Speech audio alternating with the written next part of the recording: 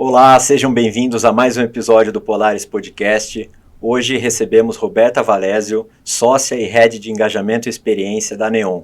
Roberta, seja muito bem-vinda, muito obrigado pela presença, aceitar nosso convite. Valeu. Muito obrigada, Conrado, André, Rodrigo, estou muito feliz de estar aqui com vocês. Que bom. Animada para gravar esse podcast pessoalmente aqui, novidade para mim, inclusive. Já gravei só no modelo remoto. Pra gente também. Semi-novidade. Semi-novidade. Não tem mais experiência, fez uns 10 já? Não, já fiz 5, mas é novo. Tudo é novo. Cada convidado é uma história diferente, então é novo. Remoto a gente já fez mais de 60 episódios, né? Mas presencialmente é o segundo nosso. Mas é um formato que deixa a gente mais à vontade, acho que é mais gostoso fazer a troca, né, de conversa e tal, fica menos engessado, digamos assim, né? Muito bom. É muito bom. Vamos começar então? Bora! Com a pergunta que quebra o gelo? Isso. Então, se quiser explicar o André, que é o mestre de apresentar o Icebreaker, vai lá. Vamos lá. A gente tem essa brincadeira que chama-se Icebreaker. Consiste aqui num deck de cartas com uma série de perguntas aleatórias. E aí a gente convida... Nesse novo formato, a gente faz o próprio convidado selecionar aqui uma carta, ler e responder. Muito bem. Então, por favor, é tipo aqueles truques de mágica que todas as cartas são iguais e tem uma pergunta específica pra mim ou não? Não. A carta vai sair em inglês, mas aí a gente pode... Você pode ler em inglês ou, se quiser, fazer a tradução simultânea. Peraí um segundo. É a primeira pegadinha. Como que os 30 primeiros minutos do meu dia típico se parecem, como eles se parecem. Interessante. Rapaz, tem muito carinho em cachorro, né, primeira coisa, então tem o café e o cappuccino ganham muito carinho de manhã, eles carinho de boa. Os cachorros. São os cachorros. Meu marido não gosta de conversar de manhã, então eu interajo com eles porque eu sou uma pessoa da manhã. E deu um nó no meu cérebro, porque você falou assim, meus cachorros, café e cappuccino, eu falei, será que ela tá falando da bebida? Café da manhã. Não, são os meninos, meus doguinhos, companheiros de pandemia, inclusive. Então o marido gosta de silêncio quando ele acorda e tal, e eu fico ali brincando com os cachorros. Rola o início de leitura, então a maioria dos dias eu leio de manhã ou eu vou treinar, depende como que estão os hormônios aí, tipo, se eu tô com energia pra treinar, eu já treino logo pela manhã, senão eu leio um livro, aí eu vou pegando no tranco, tomando café, então meus 30 primeiros minutos, e são 30 mesmo porque eu acordo 6h30 ou 7 horas, né, dependendo da semana aí, se eu fui pra São Paulo no dia anterior, eu vou até às 7, então é brincar com os cachorros e tomar um cafezinho, ler um livro e treinar, achar coragem dentro do café. E você... O que você lê normalmente? Só de curiosidade. Eu acho que, se for olhar historicamente, sim, eu tenho lido bastante sobre relacionamento do ser humano com tecnologia e comunicação. Eu sempre fui muito acelerada, assim, eu sempre me orgulhei muito de ser uma pessoa acelerada, mas aí a consciência vem vindo, né, com os anos. E a gente vem percebendo que uma relação mais saudável com a tecnologia precisa ser estabelecida. Então eu tenho lido bastante sobre isso. Tenho tentado ler romance, porque eu só quero ler sobre negócios, e aí meu time fala, você precisa ler sobre outras coisas, vamos ler um romancezinho, então eu li um romance aí no começo do ano, mas... E você é do time da manhã, então, Rodrigo, eu sei que é um early bird, funciona bem de manhã. Eu não funciono bem de manhã, eu funciono melhor tarde para noite. Se você é produtiva de manhã, você gosta de... Sim. Ou nem tanto, é algo que você precisa exercitar. Isso foi algo construído, porque, inclusive, o primeiro podcast que eu participei há muitos anos, assim, lá dentro da Móvel, né, porque eu trabalhava lá, eu falei, eu não sou uma pessoa da manhã, à noite eu funciono demais. É engraçado ver isso alguns anos depois, mas na pandemia, acho que foi depois de me casar, mas pandemia, eu casei um pouquinho antes do distanciamento social começar a rolar mais forte aqui, né, eu me adaptei muito aos hábitos do meu marido, porque eu queria dormir até mais tarde, mas o cara acorda e faz barulho, não sei o quê, eu falei, não, preciso dormir mais cedo para eu acordar junto com ele. E eu me acostumei a treinar de manhã, então eu estabeleci uma rotina ao redor dos hábitos familiares que a gente combinou ali. E é bom, porque como eu dou aula à noite, eu termino a aula, já tomo um banho e vou pra cama, né? Então, virei uma pessoa da manhã, mas no braço. Sim. Não era. Tem uma coisa interessante, porque teoricamente, é o que falam, os estudos mostram que a gente toma 35 mil decisões por dia. Então, sua cabeça, normalmente, durante o dia, ela vai cansando. A gente tem um processador aqui que não aguenta. Então, as melhores decisões Teoricamente, a gente tem que tomar de dia. Mas e se você for olhar, no ponto de vista que a gente está discutindo aqui, é relativo, porque você falou, você rendia melhor à noite. Provavelmente suas melhores decisões, ou a parte que você era mais criativa era à noite. A minha, no caso, é de manhã. Do André talvez seja à noite também. Na época da faculdade, era à noite. Era o único que ficava lá e a gente... É que depende do processador. Trabalhando lá. Depende do processador. Tem uns que você liga, ele já funciona, então você pega no tranco. Mas sabe o que acontece? É o backup. O meu para de funcionar, o seu... Exato. Mas na época da faculdade, a madrugada tem que render, você não tem essa opção, né? Ficar até de madrugada estudando, no meu caso, ouvindo Lady Gaga e tomando café 3 horas da manhã para estudar cálculo, rolou essa fase. As pessoas né? têm que ser assim, né? Para um equilíbrio entre a sociedade. Você precisa ter gente rendendo de manhã e rendendo à noite. É verdade, diversidade. É a diversidade que a gente vai falar sobre isso também. Legal. Mas, Roberta, conta um pouquinho da sua história para o pessoal te conhecer. O Conrado falou, né, brevemente aí, fez sua introdução, mas fala um pouquinho da sua trajetória. Eu falo bastante, então falar um pouquinho é sempre um desafio grande, mas eu vim de uma família do interior de São Paulo, assim, meu pai era de Junqueirópolis, minha mãe de Dracena, aí foram tentar a vida na cidade grande, que era Campinas, né, quando eu cresci achando que Campinas era a capital do Brasil, essa brincadeira, mas eu achava a cidade imensa e tal, meu mundo era lá, e a minha família sempre teve um senso de trabalho pesado muito exagerado, assim, inclusive, hoje eu acho exagerado, mas eu achei sempre muito inspirador. Meus pais não tinham muita grana. Meus pais passaram bastante necessidade, mas eu nunca passei, assim, meus pais trabalharam muito pesado, batia na porta da escola e falava, a mina é inteligente, dá bolsa pra ela. Estudei escola particular com bolsa a vida toda, assim, era meu pai batendo lá e falando, a mina é boa, dá uma provinha aqui pra ela. E aí várias oportunidades foram surgindo, porque meus pais sempre foram também pessoas muito sociáveis, né? Na mesma medida que com 2 anos eu já estava na escolinha, hoje é super comum, mas naquela época eu era talvez a criança mais nova na escolinha, a primeira a ser deixada, a última a ser buscada. Minha família era muito presente, mas ela me ocupava muito porque eu era muito energética, assim. Então era natação, teclado, violão, cantava na igreja, tocava teclado na igreja. Então minha família é muito católica e tal. E as oportunidades foram surgindo nessa questão relacional do meu pai, né? Então um amigo dele ficou desempregado e precisava... Ele trabalhou numa posição ali meio comercial, arrumando aluno para uma escola de inglês, e eu fui estudar inglês. Porque meu pai tinha esse amigo, para ajudar esse amigo, que eu fui estudar inglês, no fundo, um lava rápido. Era a primeira escola de inglês. Era um bequinho ali que eu fui estudar inglês, então eu aprendi inglês muito porque meu pai tinha essa visão de tem que botar essa menina para estudar e para dar certo. E aí, quando eu fui me tornando adolescente, eu sempre fui uma pessoa assim, que gostava de bagunçar. Apesar de eu tirar notas muito boas, eu era muito inquieta, muito acelerada, assim. Meus pais iam pra direção com alguma frequência. Igual os meus. É mesmo. Então acontece. Não era igual. Porque era pior. Você era pior. Era a única diferença aqui é que ela ia bem na escola, eu não ia. Depois o Rodrigo vai contar a história do laxante. Meu Deus. Isso aí, deixa pra lá. Entendi. Fiquei preocupada. Essa água aqui. Enfim, eu era meio acelerada, eu tava numa escola particular, super religiosa, certinho.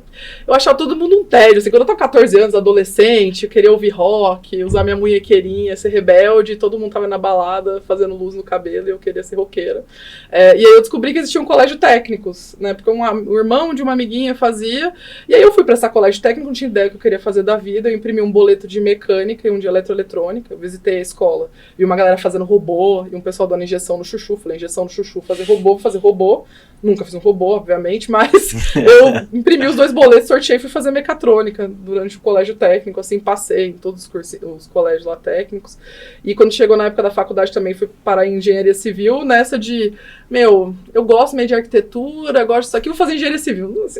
Pouca referência, pouco repertório, mas fora da sala de aula eu sempre fiz muita coisa. Eu era palhaça no hospital da faculdade, então esse movimento dos meus pais de me exporem a muita coisa dentro da realidade que eles podiam me oferecer me fez buscar muita coisa. Então, na faculdade eu era presidente do centro acadêmico, fazia iniciação científica e fazia tijolo, porque eu queria um dinheiro, então eu bati na porta dos professores lá, falei, eu quero uma iniciação, preciso de dinheiro, de um trocado aí, me dá uma bolsa. E o professor falou, mas você tá no primeiro semestre da faculdade, você não sabe nada. Eu falei, mas eu tenho um colégio técnico, tenho um diploma aqui, eu sou técnica em mecatrônica, sabia nada.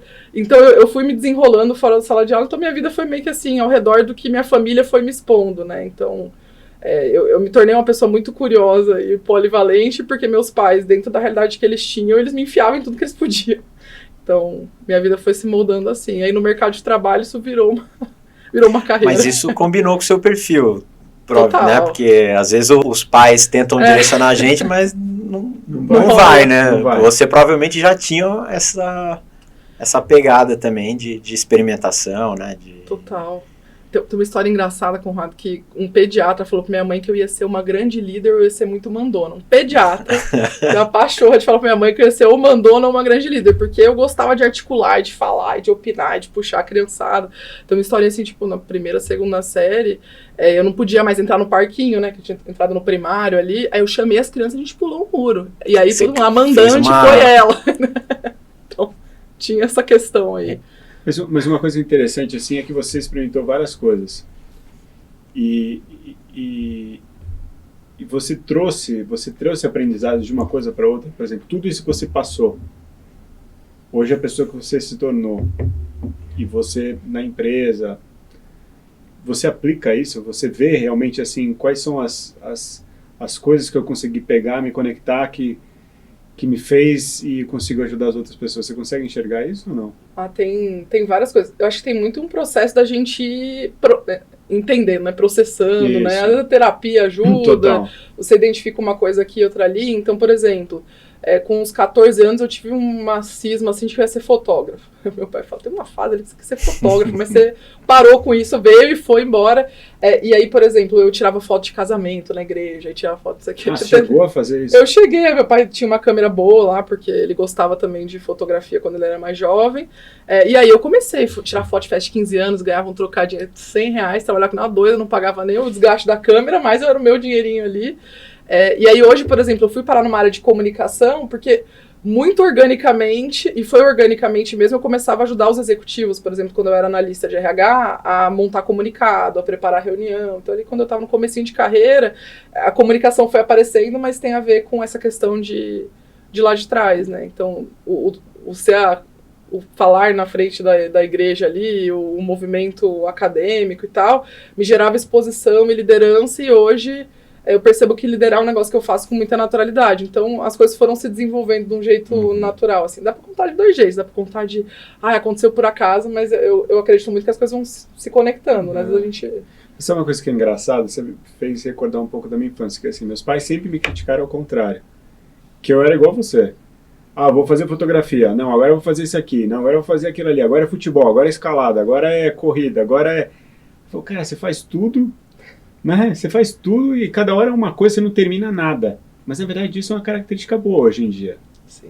Porque é dinâmico, né? Você está aprendendo, você está experimentando e aí você vai conectando as coisas. Seus pais e as pessoas também olham assim para você ou não? Mas eu tive uma fase que eu não queria terminar as coisas. Eu gostava de começar coisas novas e fazer muitas coisas.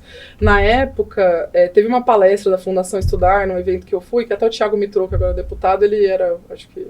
coordenador, presidente lá da fundação, ele falou assim, tem uma bolha dos engajadinhos que querem fazer tudo. Eu lembro que foi muito marcante que ele falava, eu falava assim, o cara tá falando comigo. Eu tô fazendo muita coisa, mas não dava consistência, constância pras coisas, né? E me chamou muita atenção, que eu falei, eu preciso fazer alguma coisa com começo, meio e fim. Aí eu comecei a procurar os projetos que eu fazia, levar pra frente. Então, por exemplo, a Artemisa tinha um programa de voluntariado estudantil e eu dava palestra sobre negócio de impacto social para universitários, né?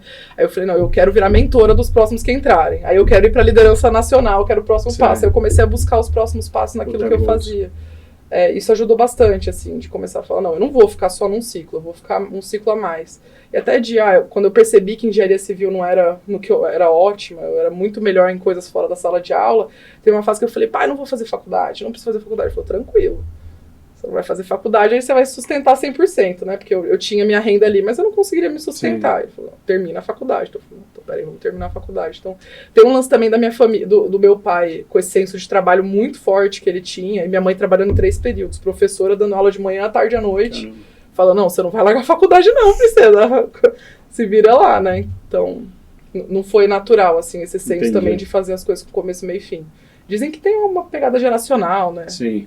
Então, acho que me afeta um pouquinho também. E a música, você comentou que era roqueira, que fez aula, teve também essa vertente, toca alguma coisa. Voz, né? Essa voz não ajudou. Canta, não? Mas eu acho que eu toquei violão, assim, por uns 6 anos na igreja, quando eu era criança, teclado e tal, mas hoje não continuou? Não, estourou a corda desse violão há muitos anos e eu não troquei. Não trocou Falei, nunca valeu, mais. foi bom. Foi um rock gospel ou não? Aí veio a aborrecência, Creed. passou a fase super religiosa, assim, Ah, né? Enfim, aí eu fui também entendendo o que eram valores dos meus pais, o que eram valores meus, Sim. aí a igreja tem mais a ver com aquele contexto familiar e tal. E agora comprei o ingresso do Iron Maiden que vem pro Brasil. a gente A gente tava falando, né? A gente vai se No encontrar caminho. lá? Falei, André, vem todo, talvez. Iron Maiden vem todo ano, né? Eu fiquei pensando assim, poxa, eu tenho que escolher. Mas que- pensa que bem aí, né? Não, Todo cadê ano a até pandemia? quando? É, Quando? Mas esse tiozinho aí, longe. Aliás, eu vi uma palestra do Bruce Dickinson num evento da Vetex. Que massa. Que ele tava falando de negócios, porque hoje em dia o Iron Maiden é um baita negócio, né? Genial. E ele foi falar lá pro pessoal, né, de e-commerce, assim, um negócio super Não é ele que nichado. tem uma marca de cerveja. Tem marca de que cerveja. pilotão, Exato. Que exatamente. pro rock and roll não é muito legal, né? Então, mas aí, O cara é o lead da banda, Então, é piloto de assim, avião comercial e tal. Cara, mas é o que eu tô falando. Você vê, o cara toca. É o nosso caso aqui. O cara vai se meter em tudo. O cara é piloto, o cara é um canivete suíço, cara. Exatamente. Não, e você vê ele no Combina show. com tudo que a gente tá falando. Exatamente. Ele Deve era ser professor super de certinho, história. né? Ele era professor de história. Não, ele deve ser super certinho. Muito. E É um as personagem, músicas né? do Iron Maiden, Total. várias delas têm um contexto histórico por trás. Então, assim, é uma pessoa tipo o que a gente tá conversando aqui. Exato. Mas continuando com sua jornada. Voltando. Paramos ali na Faculdade. escolha ali da profissão, daí você foi pra mecatrônica, como que foi Engenharia a civil. engenharia? Cara, eu não sei nem como eu me formei, pra ser muito sincera. Assim, eu me considero uma pessoa que consegue se sair bem no modelo acadêmico que existe. Assim, eu estudo, eu consigo me sair bem em provas, né? Isso não quer dizer que eu sou mais inteligente que ninguém, quer dizer que eu me viro bem. Qual que é o modelo da educação hoje, né? Então, eu passo no vestibular. Mas eu ia para as disciplinas da graduação, aí numa disciplina eu estudava pilar, literalmente, viga, pilar, não sei o que lá. Na outra era madeira, na outra era fundação, na outra era aeroporto. Em nenhum momento a graduação juntava as coisas. Eu tinha muita dificuldade de me interessar, de ficar estudando viga uma manhã inteira. Eu olhava para aquele perfil T e falava, bicho, isso aqui não é possível que a vida é isso, não é possível que eu vou ter que passar a vida fazendo isso, né? E dormia muito, eu lembro muito, sala de aula assim, nossa, você acha vários cadernos com a cara babada, eu já joguei tudo fora, mas caderno babado, aí a letra fazendo assim, eu lembro que teve um professor meu, o Mário, que era um cara genial, assim, de estruturas, ele um dia me encontrou na cantina lá da faculdade e falou assim, esse é seu rosto? Nossa, eu fiquei assim, derrotada. Falei, nossa, é isso que esse é o ponto imagem. que eu cheguei. Mas a gente... Ele só via cabelo, é isso? porque eu só via aqui, né? Eu só via aqui, ó, essa parte.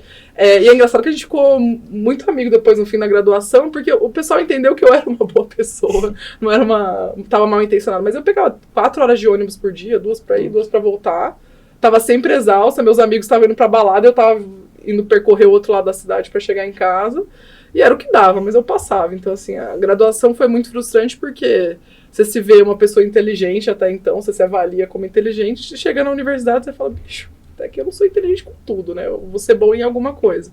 E esses projetinhos fora da sala de aula, então, tipo, Fundação Estudar, tinha um colega meu de faculdade, que ele tinha um senso de garra, assim, muito bizarro, tipo, o moleque tinha sido pedreiro enquanto ele estudava pro vestibular e tal, e ele via que eu desenrolava bem com as coisas que eu fazia, e ele me levou para um curso da Fundação Estudar, assim, e foi aí que eu comecei a ver, tem uma galera aqui articulando, se formando enquanto líder, fazendo curso de mentoria, de coaching, e aí, fora da sala de aula que eu entendi, da hora, vai ser muito bom trabalhar se eu achar um trabalho que tem a ver comigo. Mas as empresas, hoje em dia, cada vez mais abertas, mas na época que eu ia tentar estágio, você é engenheira civil, então você vai trabalhar no armazém, você vai trabalhar em logística, você vai trabalhar no mundo corporativo, né?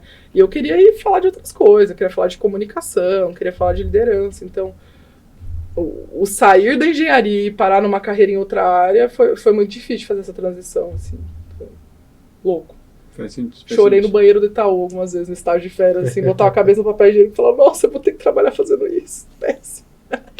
Na época de estágio, assim, que eu fui fazer estágio, então voltei do intercâmbio, na época teve uma bolsa lá do governo, eu fui para Irlanda, fiquei um tempo fazendo intercâmbio. No intercâmbio eu só fiz matéria de empreendedorismo, inovação, fui fazer espanhol. Eu viajei com um grupo de gringo para um lugar que eu não sabia o destino. A gente descobriu o destino chegando no aeroporto. Essa pessoa, assim, eu falei, eu quero conhecer gente, quero aproveitar. Fui no grupo de slam lá da faculdade, tipo, todo mundo lá.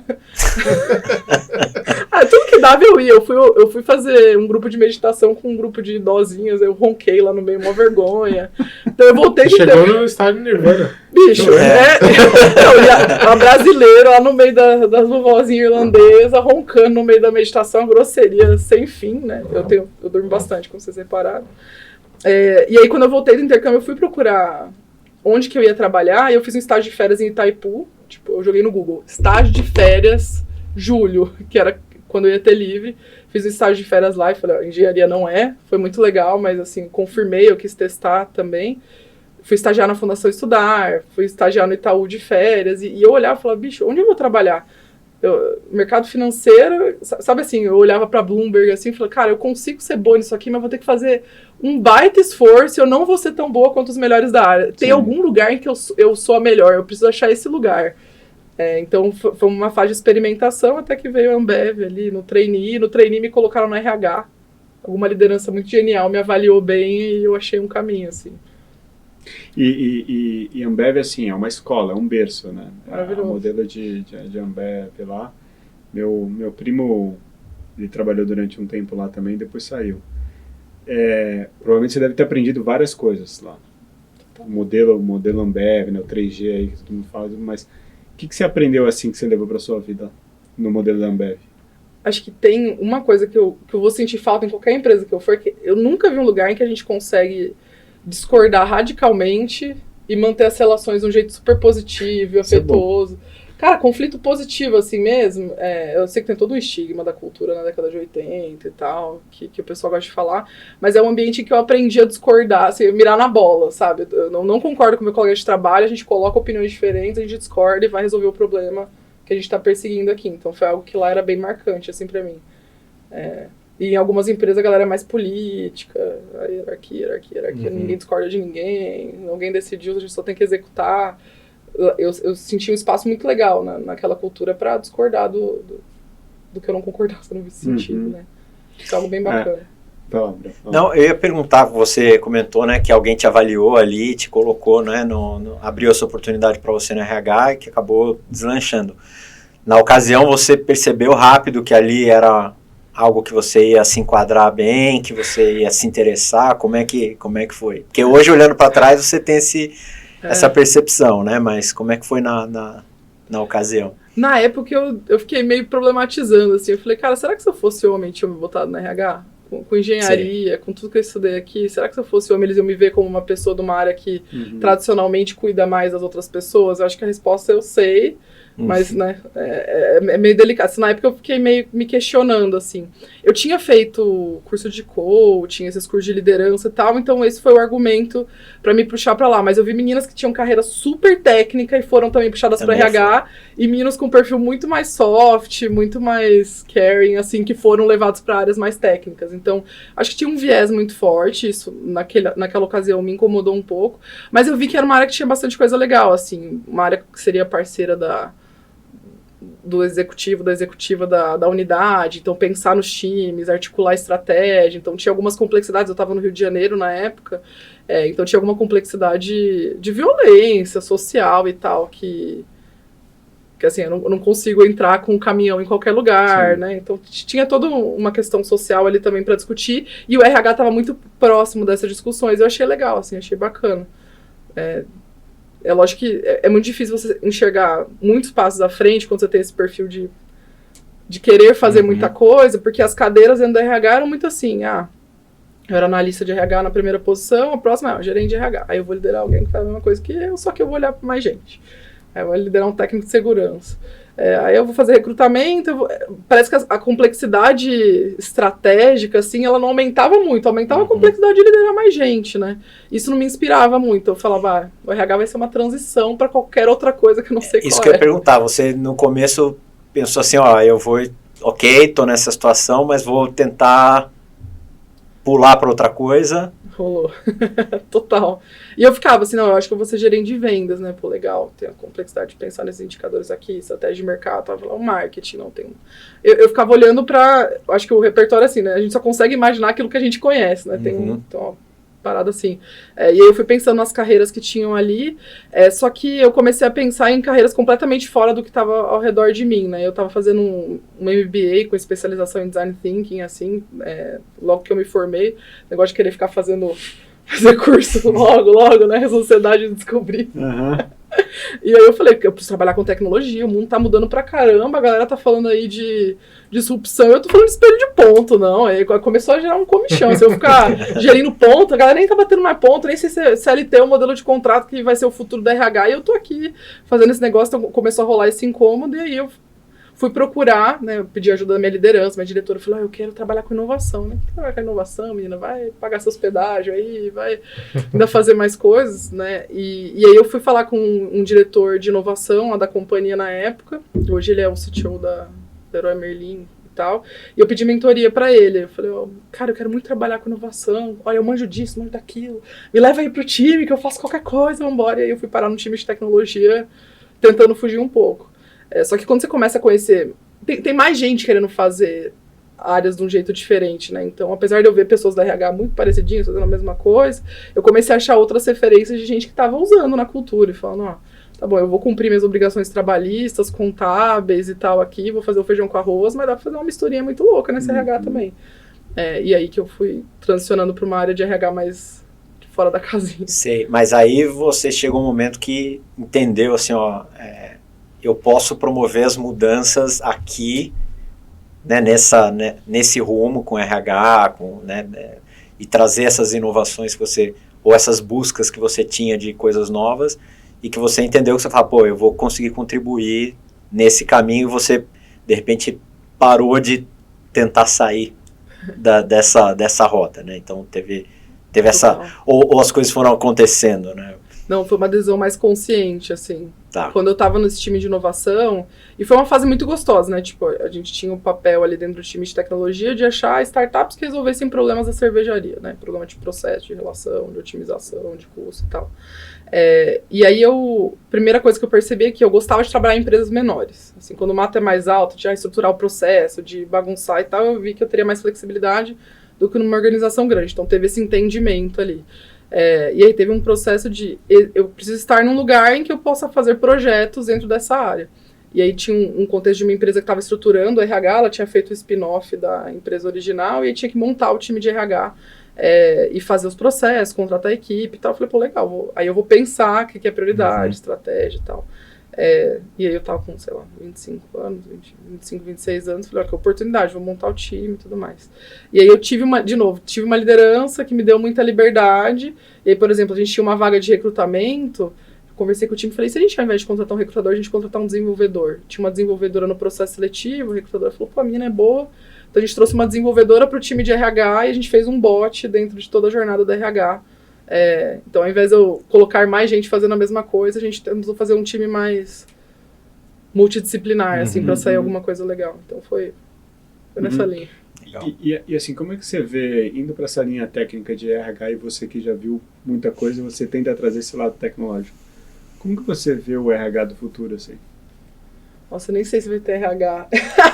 Boa, não, mas talvez essa seja a minha resposta. Eu acho que é um pouco disso. Eu acho que tem um dado de 2018 da McKinsey que fala que 24% do RH não é automatizável com tecnologias disponíveis já em escala hoje. Então, você olha para 75% da galera que está dentro dessa área, o trabalho é automatizável de uma maneira que não é tão cara.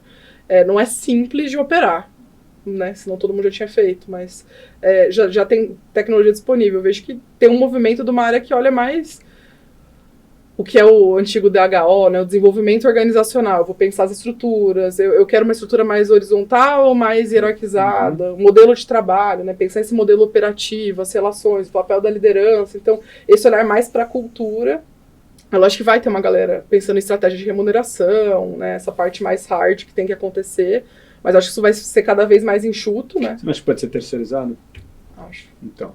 A maior parte dos casos. Porque é muito plug and play, né? É isso. Fica o medo de consultoria, que não é esse número, mas fazendo pesquisa de mercado e vendendo para times repetidos. E você ficou no core realmente. Exato. E acho que não precisa de um time grandão, né? Que nem um time de cultura, ele precisa ter capacidade de articular a liderança e os talentos para que eles trabalhem para você. Eu nunca vou ter um time enorme de cultura. Você tem então alguma coisa errada, tá ineficiente. E parte disso que você acredita, né, que é o futuro, que está se desenhando aí para o futuro, você já implementa hoje? Sim. Acho que teve esse primeiro movimento na empresa anterior, né, que foi a Wave, né? Hoje ela não se chama Wave, a Cint, que é uma empresa sueca, comprou lá da Movile, que a gente conseguiu, de fato, vamos aumentar os processos, dar uma acelerada na experiência dos nossos talentos, né, que o nosso cliente é o talento, né? E a gente, sem crescer time, então como que a gente faz isso? Seniorizando a equipe, fazendo projetos estratégicos, então vamos mapear a jornada do talento, ver onde que dói, e foi aí que a gente fez esse bot, que é a gente fazia processo seletivo pelo WhatsApp, só pra vocês entenderem, assim, traduzindo o que a gente fazia. Então o jovem aprendiz queria se candidatar, ele ia lá, interagia com o número no WhatsApp, a gente coletava os dados, e aí de, sei lá, 1.000 candidatos, eu levava 30 para uma dinâmica, ao invés de levar 500 pessoas vendo seleção. E hoje na Neon a gente tem feito esse processo também, né, que é onde eu tenho liderado o assunto. A gente dobrou de tamanho no passado. Como que a gente escala os processos do RH sem dobrar o RH é um dos desafios que a gente pensa, né? Então, processo desde integração. Como que você enxerga essa questão de tecnologia, né? Eu não sei se eu vou falar, na minha lembrança, é ATS que chama o sistema, porque a gente vê muitas pessoas comentando sobre o perfil, falando que às vezes o conhecimento, o que é mais fácil ensinar e o que é mais valioso o candidato ter como perfil, como caráter, etc.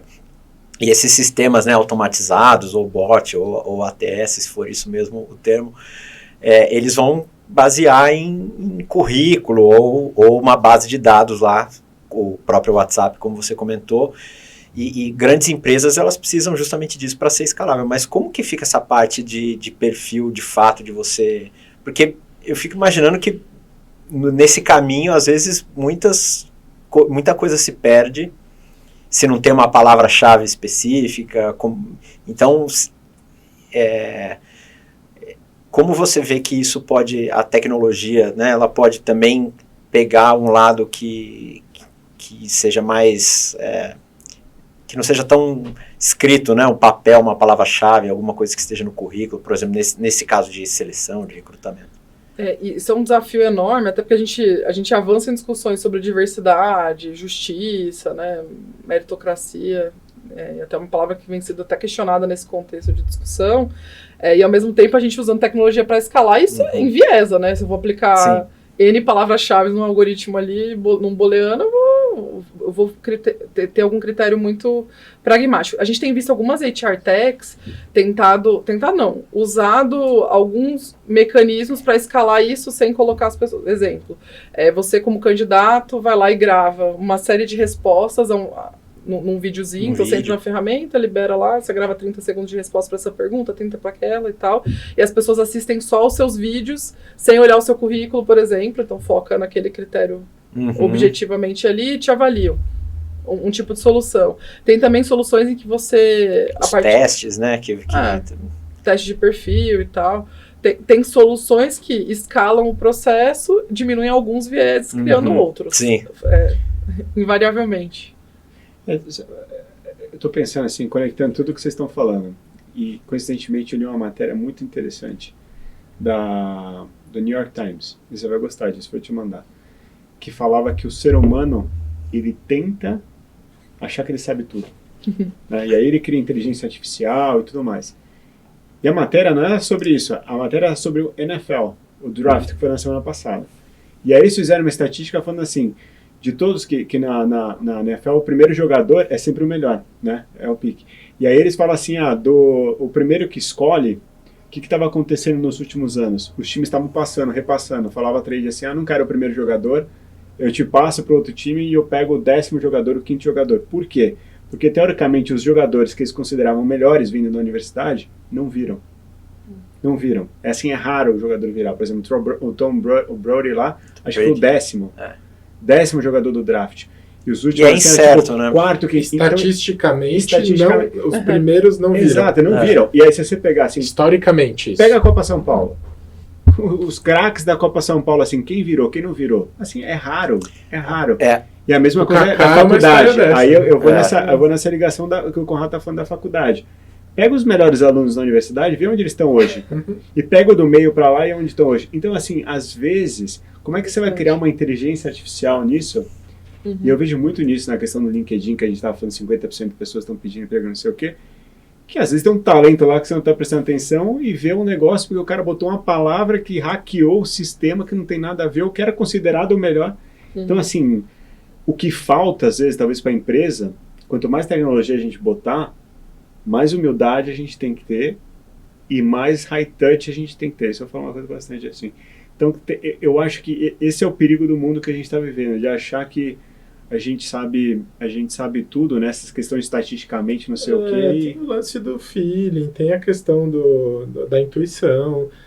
E a gente, se a gente ficar só no olhar ali automatizado, currículo e tal, de fato, a gente não vai colher os melhores talentos. E tem uma parada que, assim, o feeling também, né, essa percepção, também ele é muito delicado, né? Porque a gente tem uma lista de viés enormes, né? Eu tendo a favorecer quem, pô, fui com a cara, fez a mesma coisa que eu. Fiz minha faculdade, pô, tá ótimo. Pô, adoro, fiz tipo, entra aqui. É sempre delicado, mas tem uma via também que é muito legal, a gente tem falado cada vez mais, a gente fala de influencers, de redes sociais e tal, lideranças que atraem os talentos para essa liderança e que tem uma rede, né? Então eu vou montar um time, você tem uma rede de contatos e você aciona essa rede, né? É muito raro, é muito ruim quando a gente precisa partir, sei lá, para montar um time de 10 pessoas e todas elas vêm de vagas que você abre, divulga no LinkedIn amplamente, aí milhares de candidatos, aí um recrutador que nem é da área tentando achar quem são as melhores pessoas. Então, a liderança cada vez mais assume esse papel que antes era do RH. Não, RH faz o recrutamento, RH faz a integração, RH demite, RH não sei o quê.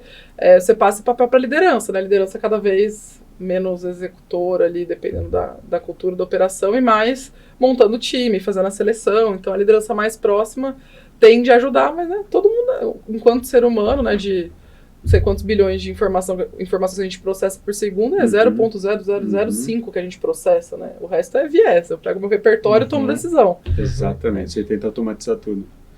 E é interessante isso. E um outro tópico que eu acho muito interessante, principalmente eu queria um ponto de vista seu, que é o seguinte: a quantidade de gente pedindo demissão em empresa hoje é gigante. E acho que a pandemia deu uma acelerada nisso aí, porque as pessoas começaram a repensar na vida dela. Ah, não, agora eu não quero mais RH, quero tecnologia, agora eu quero cinema. E muita gente fala da questão de propósito, porque não tá ligado no meu propósito. Você tem visto isso mesmo? Muito, muito, assim. E tem uma ferramenta ali no LinkedIn que é o Talent Insights, né? Você consegue ver rotatividade de outras empresas. Eu fico horas, às vezes, lá, olhando outras empresas também, além da que eu tenho informações, pegando da Folha, né? E tem um movimento, né? O pessoal tem chamado de grande resignação, grande evasão, tem traduzido de formas diferentes aí para o português. E ele tem várias origens, né? Tem uma questão de fuga de talentos em tecnologia, tanto fuga do Brasil como o gap, né, que é a falta, tem 1 milhão de desenvolvedores faltando no mundo. Vai faltar para alguém, é um rouba-monte muito louco, e as pessoas, né, têm migrado de emprego, e ao redor delas isso acontece também, mas tem um movimento tipo antitrabalho, assim, também surgindo. As pessoas falam, não quero ser CLT, eu quero ter tempo, quero ter 2 trabalhos diferentes, quero trabalhar 4 dias por semana, e as empresas mais rígidas ali, tentando comportar de alguma forma esse talento. Então, de fato, a gente percebe, né, uma movimentação muito acelerada das pessoas nas empresas. Acho que também tem uma questão geracional, e não só assim, pessoas de idade tal, da geração tal, mas o contexto das pessoas que estão no mercado de trabalho não valorizam tanto passar a carreira toda num lugar só. O mundo todo está mudando, eu vou passar 40 anos aqui, não sei se eu vou conseguir, né? E você acha que a gente vai ter mudanças significativas no CLT para tentar acompanhar isso? Tipo, sexta-feira, meio período, ou até cortar sexta-feira, ter 3 dias da semana de descanso, ou então flexibilidade, né? O próprio home office já permite uma flexibilidade maior, mas enfim, de não ter horário fixo. Como você acha que essa já está acontecendo em alguns lugares, né? Mas isso veio para ficar? Acho que sim. Acho que tem a legislação trabalhista no Brasil, quando você observa, né, não sou grande entendedora do assunto, mas ela geralmente se adapta a algum movimento que já aconteceu, né? O que eu vejo hoje são muitas empresas tomando risco, né? No início da pandemia foi fatal, todo mundo falou, vai pra casa, vamos cuidar, vamos ver o que vai acontecer. Fica até abril em casa, a gente vai ver. Aquele março de 2020, abril a gente volta, né? Foi todo mundo pra casa, ninguém adaptou contrato. Foi pensar, né? Só manda pra casa. E aí, meses depois, a gente teve uma revisão, né?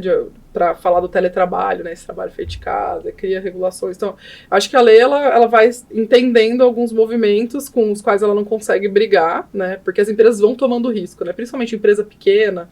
Tipo, a galera vai tomando risco. Vou parar de controlar a jornada.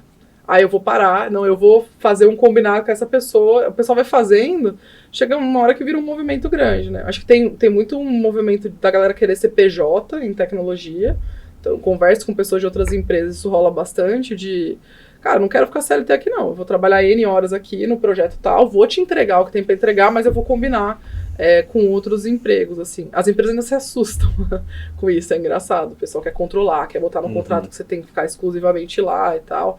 Acho que é ficar nadando contra a maré, assim. Acho que a tendência é que sim, as coisas se adaptem. Uma coisa bacana que eu tenho visto para retenção tipo, você pega uma 3M, você pega um Google, você pega algumas empresas, eles separam um tempo, por exemplo, o Google é 20%. 20% do seu tempo você vai trabalhar em outro projeto, né? Seja um projeto lógico ligado à empresa, e acho que 3M, se não me engano, é uma coisa parecida também, e o Facebook, pelo que eu li esses dias também, e a Patagônia faz o pessoal poder surfar durante um período do seu tempo lá. Eu acho que isso, de uma certa forma, ajuda as pessoas a se conectarem e se sentir muito mais produtivos, porque assim, ninguém gosta do que faz 100% do tempo ali, né? Então, você liberar 20% do seu tempo para fazer uma coisa que você gosta, se sentir engajado, é uma coisa bacana. E parece que os projetos que trouxeram mais lucratividade para o Google foram saindo desses 20%. Então, você abrir espaço para as pessoas fazerem o que gostam, né? Se conectar de uma certa forma, ou estudar, o que for, talvez as pessoas se conectem mais e muda um pouco essa questão. Por exemplo, sexta-feira à tarde, será que você não pode ocupar sexta-feira à tarde para tocar esse tipo de projeto? Entendeu? Porque acho que tem que repensar um pouco mesmo o modelo. É difícil alguém conseguir ser produtivo das 9 às 5, cara. É impossível. É impossível. A gente pifa. Então, assim, como é que você consegue equilibrar isso, né, de uma certa forma, para ficar mais saudável nas organizações? Eu não sei sua perspectiva, também estou filosofando aqui. Mas sabe o que é legal sobre esse caso do 20%? Tá falando você é expert, eu só sou o palpiteiro aqui. Todo mundo que lidera... Os pet projects, né, que eles chamam. Mas tá interessante esse caso lá de dar os 20% pra galera fazer o que quiser. Pouquíssimas pessoas aderem, não sei se você já viu. Não. Tem mais um efeito emocional de engajamento e tal, pra galera falar, pô, aqui eu saber posso... que tem a possibilidade, o saber que tem, né? versus usar. É que nem empresa que fala, você pode tirar quantos dias de férias por ano você quiser. As pessoas tiram menos férias do que empresa que tem estabelecido. É muito mais o fator emocional e vira uma pressão coletiva, né? Você tem que entregar. Como você vai entregar, meu filho? Faz seu horário, toma suas decisões, prioriza aí, né? Então, tem um lance de responsabilização para as pessoas que é bem complicado também, né? As pessoas têm que ter cabeça ali para falar, eu preciso parar de trabalhar em determinado horário. Eu não tenho controle de jornada, então você tem que ter um bom controle, né? Você tem... É uma discussão. Não, mas isso eu lembro que a gente sempre conversou sobre isso, que normalmente quando... às vezes, dependendo do cargo na organização, então você bate ponto, de repente, aí depois de um certo cargo, de uma certa função, você não precisa bater o ponto, ou tem uma flexibilização, e a gente sempre comentou que normalmente quando vira essa página ou fica mais flexível, você acaba trabalhando bem mais. Então, assim, agora eu não bato ponto. Tá bom, mas você faz muito mais hora extra, entre aspas, do que antes, e você você não bate ponto mais. Ou, eu tenho... tem dia que eu posso, se eu não quiser, eu não preciso ir no escritório. Mas aí você acaba compensando isso de uma outra forma e você acaba ficando muito mais tempo lá do que se você estivesse marcando certinho. Então isso com certeza acontece, né? A gente sempre comentou isso. É só você ver home office, né? Home office Sim. aconteceu exatamente isso. As pessoas foram para casa e falaram, não, agora eu tô tranquilo aqui, vou dar Nem uma almoça descansada. direito. As pessoas não almoçam, os Almoça índices de na burnout reunião. explodiram porque as pessoas estão trabalhando muito mais. Exato. Quando você institucionaliza alguma coisa, aquilo virar, entre aspas, uma regra, a tendência é as pessoas não... o efeito é contrário. Eu tava vendo no jornal uma situação seguinte. Os pais, não lembro que país, estavam atrasando muito para ir buscar os filhos numa escola. E aí, o que acontecia? A escola sempre punia ali, né, os pais, falavam assim, não, vocês não podem fazer isso e tal. E aí, né, o problema continuava e tal. Quando a escola colocou uma multa, institucionalizou uma multa para os pais que atrasavam pagarem, aumentou. Porque eles falavam assim, não, tô aqui pagando, Então, Serviço permitido. institucionalizei essa minha... Entendeu? Então, geralmente é isso. Quando você institucionaliza alguma coisa, mesmo que seja uma liberdade, ela acaba Tem um gerando um efeito efeito contrário. Exato. É muito interessante, né? É tipo academia, né? Que você paga e não... Nesse caso, os pais se sentiam menos mal, porque eles estavam pagando. Não tem essa culpa. Uma né? coisa que deveria ser moral dele, né, de não atrasar para ir buscar o filho, Sim. se tornou comercial. Eu paguei aqui, tô atrasando, tô pagando minhas dívidas. Muito louco, né? E tem um fator extra, né, quando a gente fala do trabalho distribuído e tal, e aí conectando com falar das crianças, esses dias foi aniversário de casamento dos meus pais, e eu tava conversando com o dono da escola, com minha mãe da aula.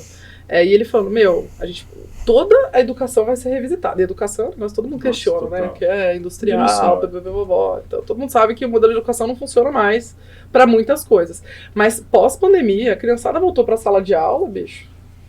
Sabe? E até algumas questões cognitivas ou sociais estão muito prejudicadas de ficar 2 anos dentro de casa. E aí a escola tendo que repensar o que eles vão ter que ensinar, o que eles vão ter que fazer para essas crianças, né, chegarem num nível social de desenvolvimento suficiente lá na frente. E aí a gente vê isso nos adultos também. A galera não consegue fazer uma autogestão, de ter a disciplina de parar para fazer o almoço, de parar, né, de se organizar e tal. E aí isso fica um pouco, a responsabilidade é da escola, é das empresas, de quem que é a responsabilidade? É como que a gente também forma profissionais desde as crianças, né, para terem essa autogestão mais aflorada. A gente teve uma conversa até recentemente sobre esse assunto, e que a gente comentou justamente isso, né, de um modelo de educação que é muito fabriquinha de como as coisas são hoje em dia, mas existem muitas coisas que são importantes na escola, de desenvolver relacionamento, de habilidades diferentes que você vai descobrir na escola que você tem ou não, que qualquer que seja um modelo que vai substituir o modelo tradicional, precisa levar em consideração justamente isso, porque se não tiver nada exercendo esse papel, vai dar problema depois, né? Porque a gente fez faculdade juntos. O que a gente aprendeu na faculdade, as matérias, né? A gente revelou fotografia na faculdade. A gente não usa a grande maioria das coisas que a gente aprendeu na faculdade. Na faculdade tecnicamente, ele era bonzinho ou era que nem na escola? Ele era vagabundo. Só pra... Tô brincando. Pode ver meu TCC lá pra ver se eu era vagabundo. Brincadeira. O TCC foi inclusive roubado da biblioteca. Foi roubado. De tão bom que era. Tão bom que era. Mas o que eu tava falando? Porque... Isso é você. O que eu tava falando? Eu me perdi. Sobre... Das questões técnicas que a gente aprendeu na escola, né? Hoje, acho que quase nada a gente usa no trabalho. Algumas coisas assim, mas a gente se conheceu na faculdade, os relacionamentos que a gente teve, então... A faculdade dá repertório. Principalmente de comunicação. Faculdade ou escola? Tudo. Os dois. Tudo, cara. Repertório que eu digo, social, repertório...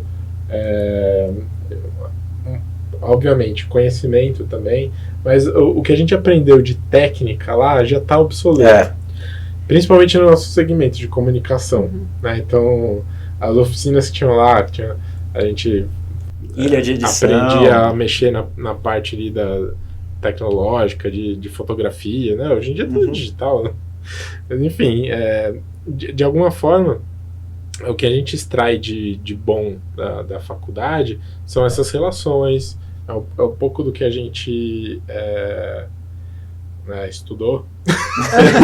Mas eu sinto isso também, assim, tem um lado formal que é super importante a gente assimilar na faculdade e tal, mas o networking, esse tipo de contato. Aprender tudo, frustração, Mas, você aprender a lidar com as Mas palavras. aprender método científico, lidar com, e o lance da frustração, né? A gente vê, tem um estudo recente que eu tava pesquisando, como molecada que chega às vezes nas empresas hoje, vai numa reunião e se sai mal, às vezes Não sabe lidar, já acha que é o não sabe fim do tomar um mundo. não sabe exato. mal.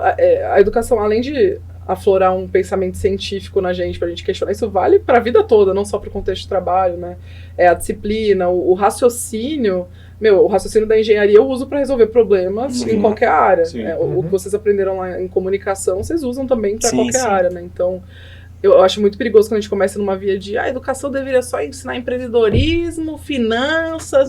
Tipo, essas coisas são importantes, a gente pode enriquecer, mas quando a gente para também de... Né, despreza tudo que existe, assumindo que não tem valor, né, a gente também vai por um caminho super perigoso. Então é legal falar isso também, né? Eu tenho uma pergunta que eu queria fazer para você, principalmente no negócio de cultura, que eu vi que você gosta bastante de cultura. Eu já tive líder que falava, cultura pra quê, cara? Isso aqui é um lixo, né? E pelo contrário, eu sempre acredito e sempre escutei e acredito muito da cultura. Tanto é que o Peter Drucker fala que a cultura come estratégia no café da manhã. E eu acredito muito nisso. E esse líder é engraçado que falava, cultura pra quê? Cultura não sei o quê. Ele fracassou dentro da organização. Qual que é o nome dele? Não, você conhece. É uma questão de cultura. Né? Me fala um pouco assim, a visão da cultura numa organização, o papel dela. Fala um pouco da sua visão. E eu gosto de começar qualquer conversa sobre cultura partindo do pressuposto que sempre há uma cultura. Vocês aqui gravando o podcast têm uma cultura estabelecida. Cultura é o quê? Tem aquela definição famosa que é como as coisas são feitas, né? É como a gente combina, o que a gente valoriza, o que a gente inibe, o que a gente reconhece. Um grupo de amigos toma uma cerveja na família, sempre tem. Reconhecendo ou não, é uma questão antropológica. Para além das organizações, sempre existe. A diferença é se a gente faz gestão disso, se a gente tem essa autoconsciência, essa percepção de luzes e sombras, o que a nossa cultura faz bem ou faz mal ou não. Reconhecendo ou não, existe uma cultura estabelecida ali. Então, eu acho que tem um movimento cada vez mais consciente de gestão cultural, gestão de transformação cultural, entendendo que o mundo está mudando muito rápido, era da informação, mundo VUCA, aquelas coisas que todo mundo fala. Mas, nesse contexto de mudar, a gente passa a repensar, por exemplo, as pessoas...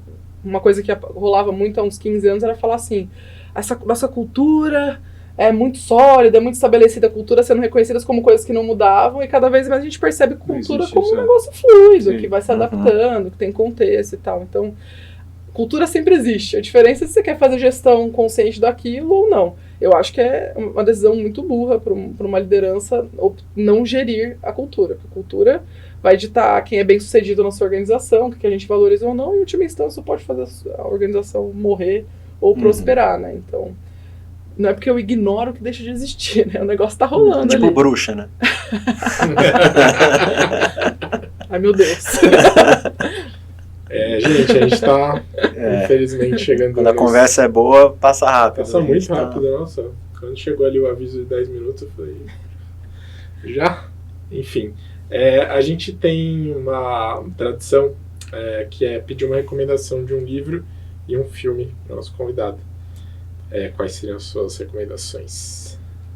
O livro, eu tô numa pilha de um que eu acabei de ler e eu dei uma relida, né? Eu tirei uma semana de férias, eu reli o livro. Pode ser romance também, não precisa ser... Não, pelo amor de Deus, vocês também pressionando no romance, vai ser... Não, romance não vai rolar. Eu li um esse ano, mas não foi... Não vou recomendar. 50 tons de pode ótimo! A gente pode fazer essa também. Pode não recomendar. Você pode falar assim, esse aqui não vale a pena. Nossa, Fuja fuja o... Não, mas eu vou recomendar um livro, agora filme vai ser complicado. O Minimalismo Digital é um livro que eu li recentemente, que tá assim... É um misto de você ler e você fala, não, eu vou falar só que é legal, eu vou criar coragem de tentar aplicar isso aqui, eu tô nesse dilema. É um livro do Cal Newport, do que fez... Você falou música pros ouvidos do Rodrigo vai ler amanhã. Minimalismo. Ah, maravilhoso. Chama Sistema de Estratégia Minimalista. Amei. Não sabia, mas inclusive preciso ler agora. Não, é muito legal, mas é o que você tá falando, o negócio de digital é... Agora é a hora que você tira o livro do você bolso. tinha que tirar e dar pra ela. Mas é difícil. Eu tô fazendo um curso de Flow e ele fala um exercício que a gente tá com a grande crise nossa é de atenção.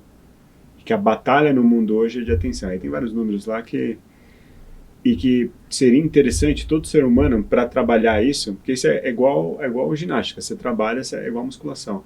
Você começar uma vez por semana, 1 hora, sem nada, sem distração nenhuma, sem nem falar com ninguém, cara. Você numa sala, então sentada, não sei o quê. Não, você imagina. Cara, mas aí, sabe o que acontece? É você com você, cara. É você com sua mente, é você com... Você começa a criar depois você aumenta um pouco, depois na outra semana você bota 1h30, 2 horas, não sei o que isso vai melhorar muito o seu raciocínio, sua atenção e tudo mais. E querendo ou não, o celular é a grande droga do mundo hoje, porque querendo ou não, droga tá ligada à dopamina. E a tela, ela faz com que a sua dopamina exploda. Realmente, principalmente é uma recompensa, né? Recompensa faz a questão da dopamina no corpo. Então toda hora você chegou mensagem, redes sociais, não sei o quê. Feed, né? É um feed, é uma coisa. E aí existem várias técnicas. Uma das técnicas agora que eu botei no meu celular, por exemplo, é bloquear a rede social depois de um período. Ou 45 minutos por dia. Fazer um resumo. Tem o sistema agora, tem da rede social, uma feature de fazer um resumo. Então ele, ao invés das notificações, ao invés de você ficar recebendo toda hora, fala assim, eu quero receber notificação resumida de tal horário. Aí vem tudo. E o grande segredo disso é a produtividade como consequência. Perfeito. Então você dá muito mais espaço. Você sabe quantas horas por dia a gente passa em redes sociais? A média, 5 horas, cara. Você imagina o que você poderia fazer a sua vida 5 horas por dia, cara. Você poderia ser muito... É o espaço, é a abertura de espaço que você poderia estar fazendo as coisas que são mais importantes na sua vida. Que aí você define. Perfeito. E o livro fala disso. Fala isso? Tá vendo? Tem alguns anos que eu pratico mindfulness, né? Nessa de ter o cérebro caótico, de querer fazer menos coisas. E o Cal Newport, que é o autor desse livro, o primeiro que eu li dele foi o Deep Work, né? Que vai falar sobre técnicas assim, de foco. E ele lançou, eu não sei se é recentemente, mas eu vi recentemente, que é Um Mundo Sem E-mail, que é um livro dele. Ele fala muito sobre a nossa atenção, que é um recurso muito bem comercializado hoje em dia, né? A nossa atenção tem valor, e ele brinca no livro que a gente não assinou quando comprou um smartphone, quando se inscreveu lá no Orkut pela primeira vez, pelo esse pacote de 5 horas por dia de acesso, né? E a falta de tempo, de solitude, assim, vou tirar uma caminhada e ficar sozinho, a fila do banco que eu não vou ficar mexendo no celular, o trânsito quando para, que você vai lá e puxa o celular, você ter capacidade de lidar com seus pensamentos. Então, esse livro você também vai gostar. Sabe que é engraçado a gente ver, relembrar de quando não era assim, né? Hoje, por um acaso, eu assisti com a minha esposa Seinfeld. A gente gosta de assistir algumas coisas quando vai comer, assim, coisa mais tranquila. E o Seinfeld, se eu não me engano, é de 89, alguma coisa assim. E aí eu acho muito curioso ver como era, né? Relembrar como era o mundo, ou como eram as relações, porque você vai ver, tem um monte de coisa datada no Seinfeld, principalmente as piadas, o stand-up lá. Mal. Algumas coisas envelheceram mal, mas algumas são até meio saudosistas. Você vê uma piada que gira em torno do fato de uma pessoa que chegou no hotel, não tinha o telefone do hotel, então não sabia onde a pessoa estava, como se comunicar. E hoje é impensável a gente pensar assim, não precisa ir tão longe. Você vê episódio de Friends, assim, que é um pouco mais novo, e que você fala, caramba, era completamente diferente as relações, o tempo que tinha para fazer algum... Caramba, as pessoas passavam tanto tempo no sofá de um café, né? Hoje em dia café, mas é louco. E para além de produtividade, falar de tudo isso é falar sobre felicidade também, né? Então, associação com ansiedade, com infelicidade. Porque assim, as redes sociais estão muito associadas à comparação, né? A vida de todo mundo é perfeita, você vê o palco dos outros e você fica se comparando. E como essa sensação de obrigação pelo consumo, obrigação pela perfeição e a atenção, e se eu não tomo like, que é o que vai me gerar dopamina ali, eu fico desanimado e tal, cara, tá fazendo todo mundo ficar doidão. E a gente às vezes nem se percebe ficando assim, então o livro seria esse. E filme, eu tenho uma capacidade ótima de dormir no meio dos filmes, pro desgosto dos meus amigos, da minha família.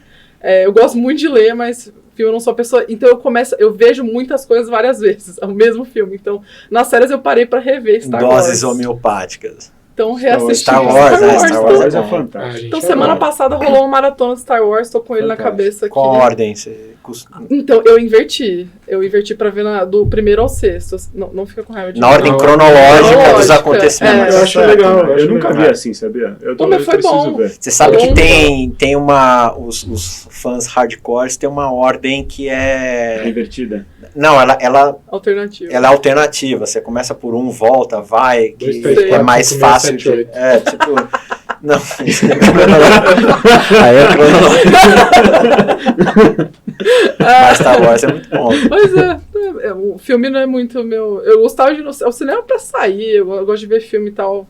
Às vezes, mas o lance da cabeça a gente escolhe as guerras, assim, né? Nas batalhas. Mas é uma coisa interessante, eu gosto muito de ir no cinema, sempre gostei. E desde o começo da pandemia, eu nunca mais fui. Mas uma das coisas que eu mais gosto do cinema é que, pelo menos até então, era um lugar que as pessoas se davam o direito de não ser interrompido pelo celular. Uhum. Então você conseguia sentar para assistir um filme e você ficar engajado naquilo durante o filme inteiro. Ou brigar com quem não está Exato. Já tomei uma bronca nos Estados Unidos. Porque umas coisas... Só peguei o celular, fiz aquele clarão. Né? Uma das coisas que me deixa louco, porque eu brinco lá em casa quando eu vou assistir filme com meus pais, assim, que o filme demora 5 horas. Porque senta para dar 10 minutos, alguém levanta para fazer alguma coisa e pausa, aí vai, e chega alguém e fala, pô...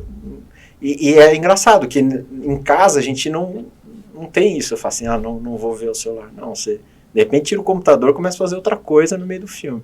Então no cinema eu achava, pelo menos aqui dá pra ficar sem essas distrações. Uma vez eu vi um videozinho em alguma rede social zoando, né? Quando você vai levantar de assistir um filme, a pessoa fala, não precisa pausar, não, eu vou ali. Como assim? Que ofensa? Eu fico ofendidíssimo. Meu marido precisou abstrair isso, porque assim, definitivamente eu sou bem focada para outras coisas. Muito bem. Muito bom, Roberta. Foi divertidíssimo. Excelente. Muito bom. Excelente mesmo. Papo leve e enriquecedor ao mesmo tempo. Valeu, gente. Muito bom falar com vocês. Eu sou viciadíssima em podcast. Tá? Podcast eu ouço direitinho. Eu até brinco no trânsito. Eu gosto de vir para São Paulo porque eu venho tirando minha listinha ali. Você vai ouvir isso? Não, me ouvir, eu não sei se isso vai acontecer. Mas Ju, Sebastião, eu fui ouvindo os episódios todos aí. Porque é uma luta para as nossas esposas ouvirem nosso podcast. Falando nisso, eu acho que é uma mensagem importante. Você que está escutando e não assinou o canal ainda, por favor, vá lá, dá um like nesse episódio e curta e siga a gente. E ative as notificações. Ative as notificações. Sininho. Perfeito. E se tiver gostado, pode voltar mais uma vez pra gente falar sobre outras coisas. Sobre Star Wars. Podemos fazer um episódio só de um episódio. E a gente vai falar sobre a ordem mais adequada para assistir. Muito bom. Perfeito. Muito bom. Valeu, gente. Bom, brigadão. Obrigado, pessoal. Valeu. Até a próxima.